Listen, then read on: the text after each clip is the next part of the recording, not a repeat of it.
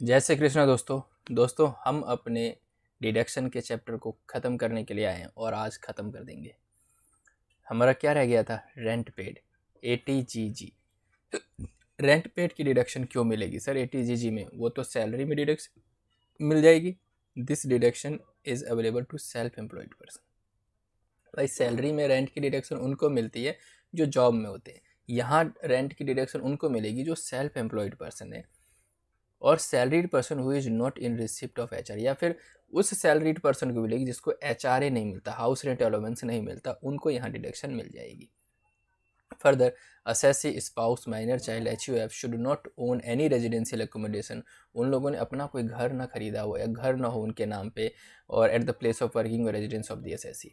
If assessee owns the house at another place, then he or she should not be claiming in respect of that house the concession in respect of self-occupied. अगर कहीं और घर है तो उसके लिए उन्होंने कोई कंसेशनल टैक्स का रेट जो सेल्फ ऑक्यूपाइड प्रॉपर्टी में होता है वो न क्लेम किया हो। ठीक है सर, तो डिडक्शन कितनी मिलेगी? 5,000 पर मंथ या 25% ऑफ टोटल इनकम या excess of actual rent paid over 10% of total income. Rent जितना पे किया है, टोटल इनकम का 10% निकालो। टोटल इनकम है मेरा 10 लाख, 10% कितना आ जाएगा? 1 लाख, है ना। और मैंने रेंट पे कितना किया है? 1.5 लाख। तो ये जो एक्सेस है ना 50,000, ये तो मुझे मिलेगा ही नहीं। ठीक है, मैक्स मुझे कितना मिल सकता है? 10%। तो 5,000 25% ऑफ टोटल इनकम और excess of actual rent paid over 10,000 of total income, which average low. तो भैया सीधी सी बात है, 5,000 पर मंथ के हिसाब से डिडक्शन मिलेगी। पूरे साल का कितना मिल जाएगा? 60,000। ठीक है, बहुत कम डिडक्शन है। टोटल इनकम बराबर क्या हो जाएगा? ग्रॉस टोटल इनकम माइनस ये जो टोटल इनकम है ना 10%, कैसे कैलकुलेट करेंगे? GTI minus LTCG, long term capital gain minus short term capital gain. और जो भी डिडक्शन ATC से ATU तक है, सिर्फ इस वाले डिडक्शन को छोड़ के जो भी आएगा वही टोटल इनकम है, उसका 10% कैलकुलेट कर लो। कंट्रीब्यूशन टू पॉलिटिकल पार्टीज, अगर आप पॉलिटिकल पार्टीज को डोनेशन देते हैं, कंट्रीब्यूशन देते हैं, इंडियन कंपनी है, ये क्या है? The deduction is available to all tax payer, सभी के लिए। Contribution to political parties deductible under section 80GGB if a contribution is made by Indian company, और अंडर सेक्शन 80GGC अगर अदर देन इंडियन कंपनी है। Political party को donate दो, भारतीय जनता party, Congress party, आम आदमी पार्टी, किसी को भी डोनेशन देना है देते रहो मजे में। डिडक्शन आपको मिल जाएगी 80GGB और 80GGC में। ठीक है, इन ये तो advertisement expenditure is deductible under section 80GGB if the but the same is not deductible under section 80GGC। ये क्या होता है कि अगर आप एक्सपेंडिचर का भी एडवर्टीजमेंट कराते हैं किसी पॉलिटिकल पार्टी के पैम्पलेट में अपना, तो आप उसका भी खर्चा क्लेम कर सकते हैं, डोनेशन ही माना जाएगा उसको। लेकिन वो कंपनी के लिए है, हमारे इंडिविजुअल के लिए नहीं। तो वही बात यहाँ लिखी गई है। मैगज़ीन में कुछ छपवा रहे हो और उसमें अगर आपने उस मैगज़ीन में छपवाने के लिए पैसा दे दिया तो वो कंट्रीब्यूशन ही है। ठीक है ना। Now royalty income of authors, ATQQB। ATQQB royalty income है। The tax payer is a resident individual. Tax, मैं और आप रेजिडेंट इंडिविजुअल हैं, आप ऑथर हैं, मैं ऑथर हूँ, जॉइंट ऑथर मान लेते हैं इस सेक्शन के लिए। और हमने क्या लिखा है? बुक लिखा है, लिटरेरी, आर्टिस्ट, साइंस, नेचर के ऊपर। ब्राउचर कमेंट्रीज कर रहे हैं, diaries, guide, journal, magazine, newspaper, pamphlet, text book, कुछ भी, स्कूल टेक्स्ट, पब्लिकेशंस, आप ये सब कर रहे हैं, इसके बदले आप रॉयल्टी क्लेम कर सकते हैं, रॉयल्टी का पैसा आपको मिलेगा। The gross total income of the tax pair include royalty और कॉपीराइट फी आप ले रहे हो, और लमसम कंसिडरेशन भी आपको मिल रहा है। तो आपको डिडक्शन कितने का मिलेगा? बस ये याद रखो, 3 लाख या फिर income from royalty which average lower. Income हुई है अगर 2 लाख की और डिडक्शन मिलनी है 3 लाख की, तो लोअर क्या है? 2 लाख का मैक्सिमम डिडक्शन आपको मिल जाएगा। 2 लाख की डिडक्शन आप क्लेम कर सकते हैं। Note, where the income by way of royalty और the copyright fee is not a lump sum consideration. Lump sum consideration मतलब इकट्ठा अमाउंट नहीं मिल रहा है। So much of the income as in excess of 15% of the value of such books sold during the previous year shall be ignored. तो maximum आपको 15% की ही deduction मिलेगी। जितना भी बुक बेचा है उसका 15% जो भी निकलेगा उतनी की डिडक्शन ले सकते हैं, अगर लमसम नहीं है तो।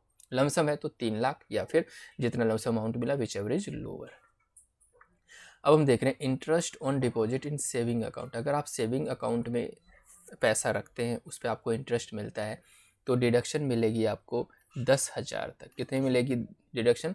10,000 तक। अगर आप बैंकिंग कंपनी में रखते हैं, कोऑपरेटिव सोसाइटी में रखते हैं, और अगर पोस्ट ऑफिस में रखते हैं तो 3500 तक का, जॉइंट अकाउंट है तो 7,000 तक का डिडक्शन आपको इंटरेस्ट का मिल जाएगा, इंटरेस्ट की इनकम के लिए। अगर यहीं पे अगर सीनियर सिटीजन है तो वो जो हमने यहाँ पे देखा ना 10,000, 3500 और 7,000, वो डिडक्शन यहाँ पे क्या हो जाएगी, 50,000 तक की डिडक्शन मिल सकती है। 40,000 मिला है सीनियर सिटीजन को, 40,000 का डिडक्शन ले लेंगे। इंटरेस्ट इनकम की डिडक्शन मिलती है, जो सेविंग अकाउंट में जो इंटरेस्ट मिलता है उसकी डिडक्शन मिल जाती है। अगर कोई पर्सन डिसेबिलिटी है, हाथ पैर काम नहीं कर रहे या डिसेबल हो चुका है, this deduction is available to a resident individual. Amount of deduction 75,000 और 1,25,000। आपने कितना खर्च किया उससे कोई लेना देना नहीं है। 75 और 1,25,000 की फिक्स्ड डिडक्शन आपको मिल जाएगी। वैन डिडक्शन, अगर 80U में डिडक्शन ले लिया तो 80D में डिडक्शन नहीं मिलेगी, तो या तो 80U में लो या 80DD में लो।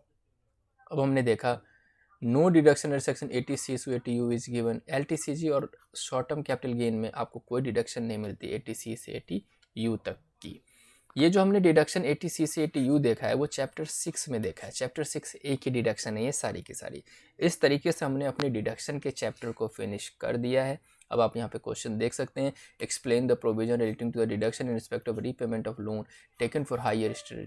8 साल तक, जिस साल में आपने लोन की रिपेमेंट शुरू कर दी उस साल से डिडक्शन लेना शुरू कर देना, और आप अपनी इनकम से ही लोन की रिपेमेंट कर रहे हो, ये कंडीशन आपको लिखनी पड़ेगी। एक्सप्लेन द डिडक्शन इस मेडिकल इंश्योरेंस भी, मेडिकल इंश्योरेंस भी अपने लिए, स्पाउस के लिए, डिपेंडेंट चिल्ड्रन के लिए करते हो 25,000 की। अगर सीनियर सिटीजन है तो 30,000 तक की डिडक्शन ले सकते हैं, वही चीज़ है। Explain the provision deduction 80GG में जो डोनेशन है उसके बारे में यहाँ पे लिखना पड़ेगा। अब बताओ मल्टीपल चॉइस को 80C में मैक्सिमम डिडक्शन कितनी की है, 50, 1 लाख या 1.5 लाख? नहीं, तो जी 1.5 लाख है। अब आप यहाँ पे आप देख सकते हैं और खुद भी ट्राई कर सकते हैं, कुछ बड़ी चीज़ है नहीं। इस तरीके से हमने इस चैप्टर को फिनिश किया है। अब आपका जो एक लास्ट चैप्टर है लेसन नंबर 15, वो बेसिकली कोई कॉन्सेप्ट नहीं है इसमें, सिर्फ इसमें क्वेश्चंस दिए गए हैं प्रैक्टिस के लिए। तो क्वेश्चन तो हम सारे करेंगे ही, जब अपने 10 ईयर के क्वेश्चन देख लेंगे कॉन्फिडेंस आ जाए कि हाँ इस टाइप के क्वेश्चंस आते हैं और इस टाइप के क्वेश्चन आएंगे तो हम इसको अटैम्प्ट कर सकते हैं। तो दोस्तों इस तरीके से हमने अपने सिलेबस को लगभग फिनिश कर लिया है। 90% कोर्स हमने ख़त्म कर लिया है। जो 10% रह गया वो है सैलरी।